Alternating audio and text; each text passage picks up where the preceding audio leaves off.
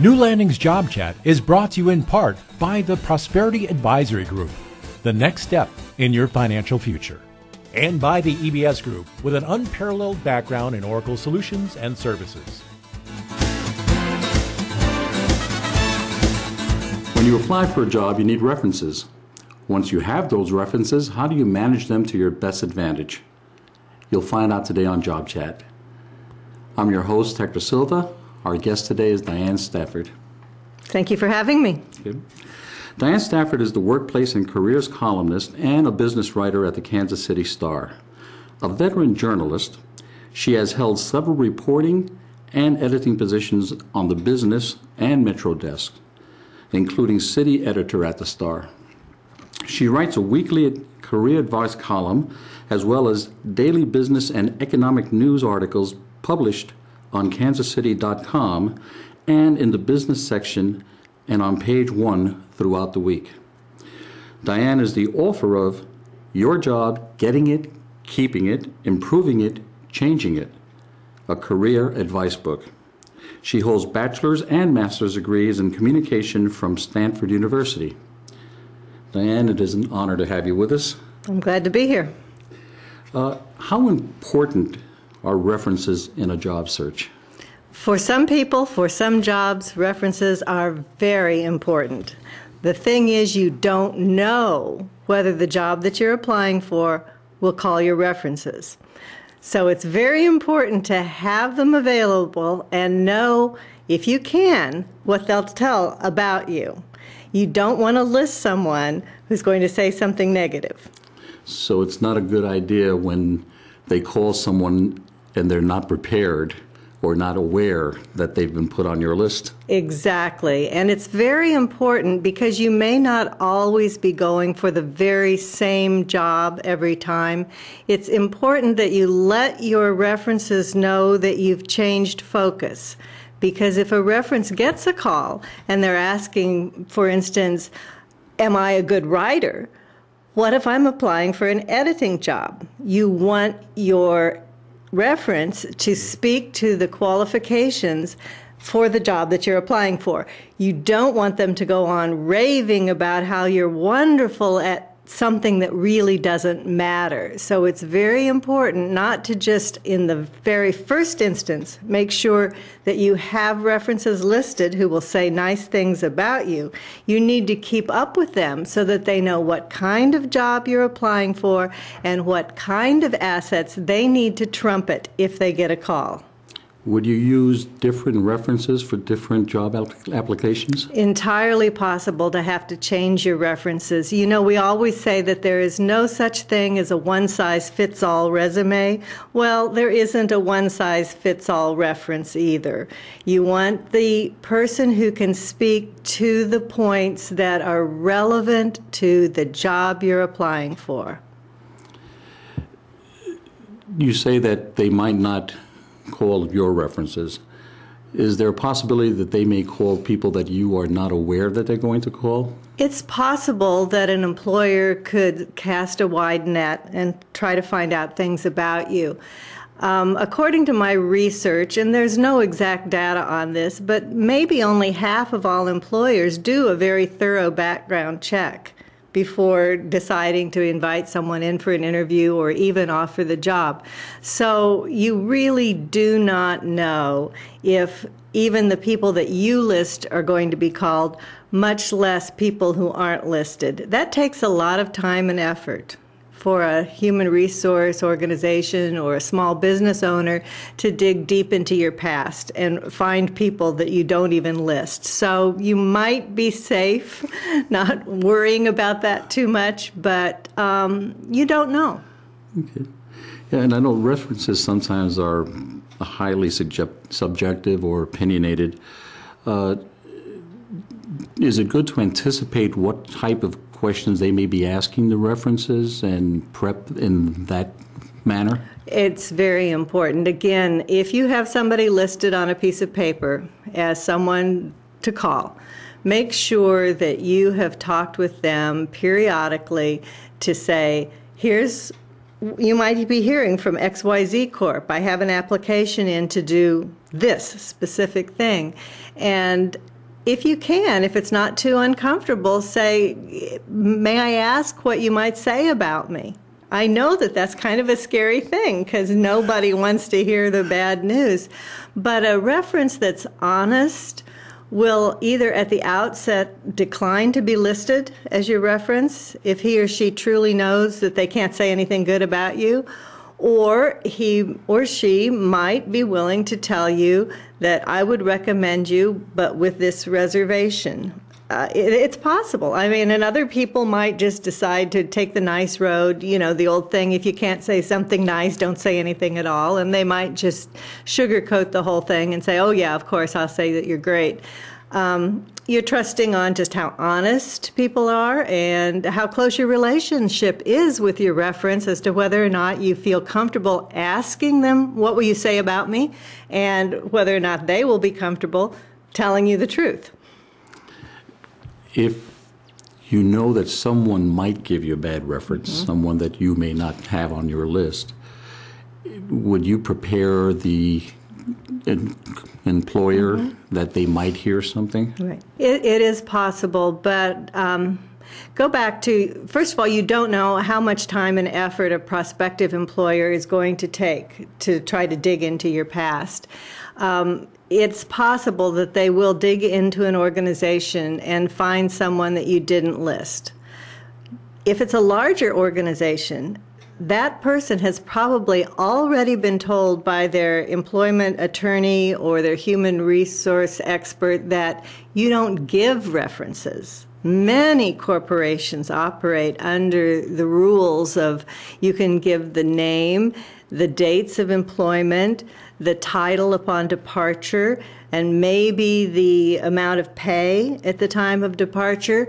But beyond that, many of the larger organizations don't want people to give references. They're afraid of the potential lawsuit that might come down the pike if somebody realizes that bad things were said about them and it's an actionable cause like, you know, race, sex, age discrimination.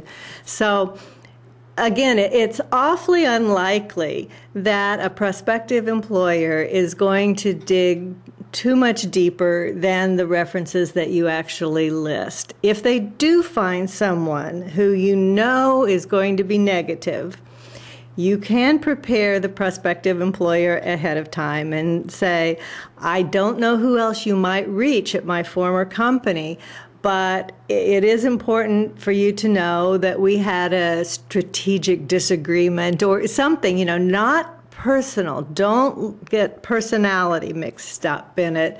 If you have to prepare in any way about, you might hear something bad about me out there, try to keep it focused on business, not personality. And as always, trying to be positive with anything that you convey to them. Oh, absolutely. You know, what is the old rule that if you state a negative, you need 7 positives to counteract that? I don't know how you do that in an interview situation necessarily, but it is important to try to prepare an interviewer for the fact that you might hear something negative, and let me just prepare you ahead of time. Mm-hmm. This is my take on it. New Landing's Job Chat will be back right after a word from our sponsors.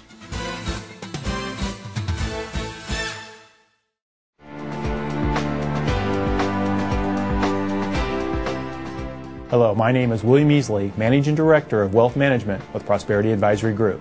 While under unemployment stress, there may be a temptation to become more conservative with your investment allocation. Recognizing how short-term problems can adversely influence your thinking about long-term goals can help you avoid costly mistakes. It's reasonable to expect that you may need cash and more liquid assets at your disposal as you assess your financial situation over a job loss. However, you must avoid selling long-term investments as a panic response to uncertainty. You may trigger an unwanted tax or generate an ill-timed loss. Conversely, being unemployed isn't the time to take a flyer on a hot stock tip, ratcheting up your risk level in hopes of a quick profit to make up for lost income. You may do nothing more than compound your cash flow problem. A reasoned and balanced approach is recommended. Start by seeking out a qualified financial planner, such as a CFP professional, who can help you assess your unemployment situation, suggest strategies for conserving wealth, and perhaps help you with ideas on how to best protect assets. It's important to sort out alternatives while structuring a plan around your short-term objectives and your long-term goals. Again, I'm William Measley with Prosperity Advisory Group, the next step in your financial future.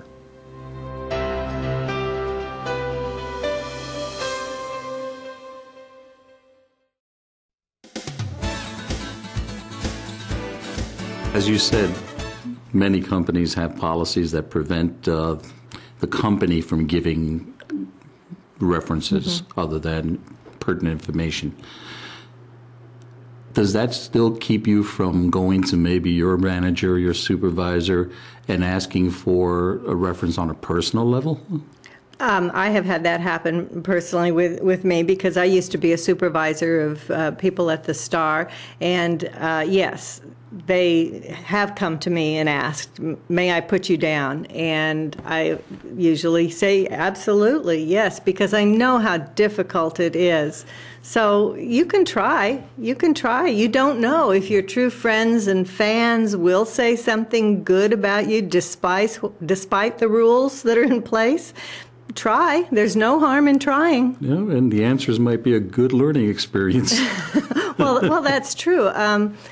You know, self-perception is so important, and there truly are those among us who don't see themselves as others see them. So sometimes an honest reference is a very good thing to hear. If you think that you're presenting yourself one way, and friends or family or former coworkers will say, no, your presentation is actually this way, that's a good message because it's going to help you in the interview. Which references carry the most weight? The most weight among references is from direct supervisors, people who directly supervised you. They know the day-in quality of your work. And as we know now, in so many service jobs especially, attitude and teamwork and all those soft skills are very important. So an immediate supervisor is the one who has the very best window on that world about you. If you don't have that kind of reference, and I do hear from people who say everybody that I worked with is dead or gone, or I don't know how to get a hold of them, then you have to dig into people who know you well from other parts of your work life or just your life in general.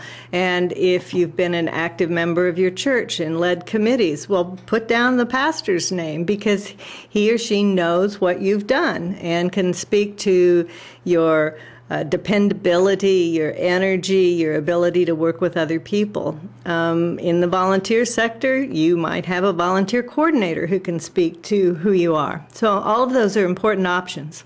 So what I hear you saying is that it's not just what you have done professionally, but if you've used any of those skills in other areas, those are just as valid. Well, the most valid are the workplace-related ones because that's what you're applying for. But you don't discard the others. But don't discard them and don't say, I have no references. Generally, an employer will not value highly your mother, your family. Those are very biased sources. But like I said, a volunteer coordinator in an organization who can speak to the fact that you've really gotten in there, gotten your hands dirty, done a great job of organizing or fundraising. And, right now the job market is picking up for salespeople. That's one of the first signs that the economy is turning around when more companies need people out there pushing their products.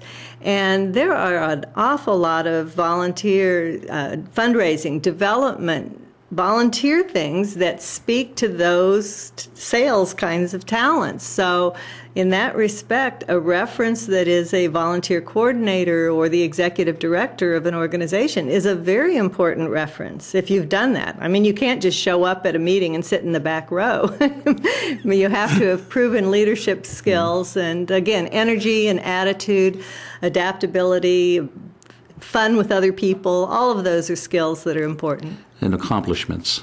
Sure. Yeah. What are the results? In every case, you want results. Let's look at the format that these references can take. Today, we have LinkedIn, which is used by many people from a business perspective, and references are given in LinkedIn. Is this a good place to refer prospective employers? It's only a small step. Anybody can write anything, a paragraph on LinkedIn. I mean, that's one of the benefits of the internet, is that you can get a message out. And one of the negatives is I have a great cartoon on my desk that says, on the internet, nobody knows you're a dog. And of course, it's a dog at the keyboard. So, you'd have no idea how valid anything is. It's an access point. LinkedIn provides an access point. It does give a name, but I would certainly not say, oh, Joe Blow said you're a good kid, and use that as the be-all and end-all. I'd try to get a hold of Joe Blow and ask a little bit more.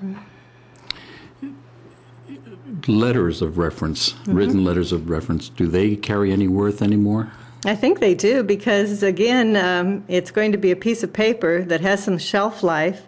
It's going to have a signature on it. It's something that a potential employer can hold in his or her hand, and it has substance. Again, there's more of a veracity to it.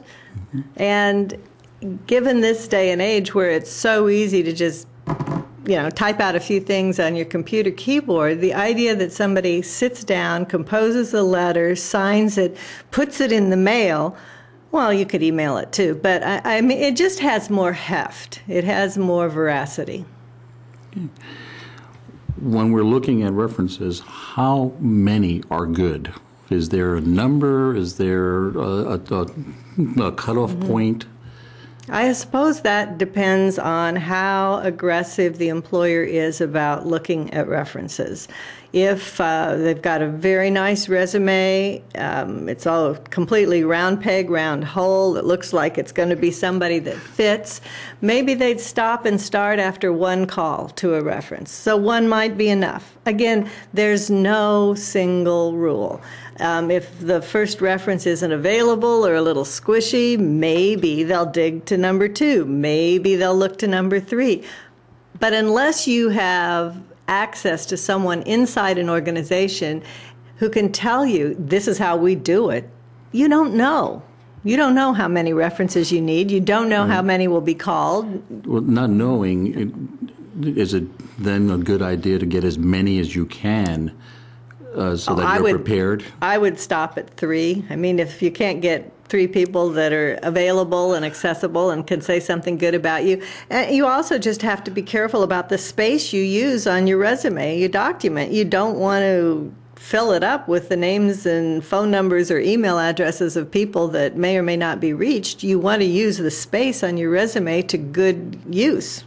So you're saying that these need to be on the resume? Or how about the old references upon request? I would err on the side of including at least 1 or 2 names as references, simply because everyone's time is at a premium these days.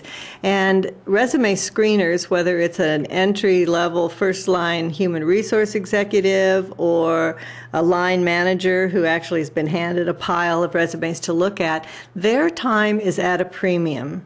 And they're going to want to get to whatever they want to get to quickly. So if you presented right there a resume that looks good, hey, I want to pursue this candidate, and look, I can call these 2 people, you're going to go in the in pile for consideration a lot faster than the person who says, if you care about me, you can call me and I'll give you some more names. That's just going to take more time and energy, and again, that's at a premium. So I would definitely include at least 1 or 2 names on your resume. From my perspective, when you put that other references upon request, it almost looks like you're hiding something. Well, that's possible, and it could be that people are just trying to use the space for something else. Keep to that one page. Yeah. Again, you cannot presume, A, what the practice is in the hiring company, and B, what kinds of opinions the reader might bring to that document.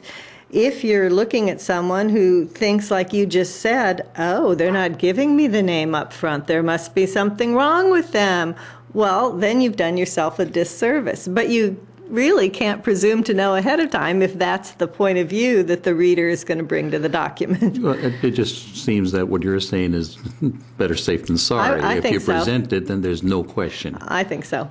Okay. You vetted your references. You know they're good folk. You know they'll say nice. Put their names down. Make it easy. When do you start picking up references? Do you wait until you're out of a job, or is it good always to keep a file somewhere? Well, that's a good question. I would hesitate to go to a current supervisor and say, hey, if I ever need you, will you be a reference? Because immediately they're going to think, what, are you looking? you know? So, keep it in your head, perhaps, that, hey, this is a person that I should remember. We've had a great working relationship. And because of LinkedIn or just an occasional email, you kept in contact with that good associate. And someday when you need him, then you'll get back to him and say, I would like to include you as a resume. So it's something to always keep in the back of your mind, but I don't know that you need to ever bring it up until you're actively looking. Yeah, maybe not bring it up, but throughout your work life, you do get accolades. Mm-hmm. And wouldn't those accolades be a form of a reference?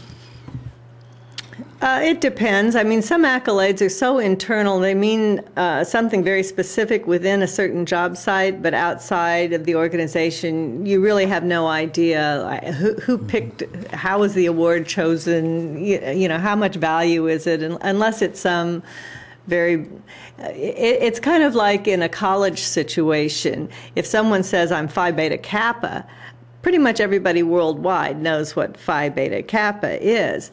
But then you start throwing out the Greek names for other associations, maybe the Honor Society in sociology or the Honor Society. No one really knows outside of those distinct entities.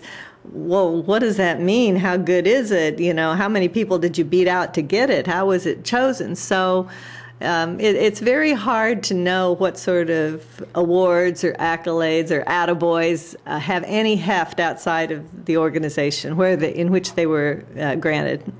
So it sounds like the best reference is the one that they can call and ask specific questions to. Absolutely. And that's why you need to keep up with them. Let them know what you're doing. Fantastic. Well, thank you so much for being with us. You're welcome. And I'm sure this is great information that everybody should take to heart and use accordingly. Good luck. And thank you. Thank you for being with us today. Your presence is a great reference for Job Chat. You can follow Diane Stafford and all her wonderful advice on kansascity.com, as well as the business section of the Kansas City Star.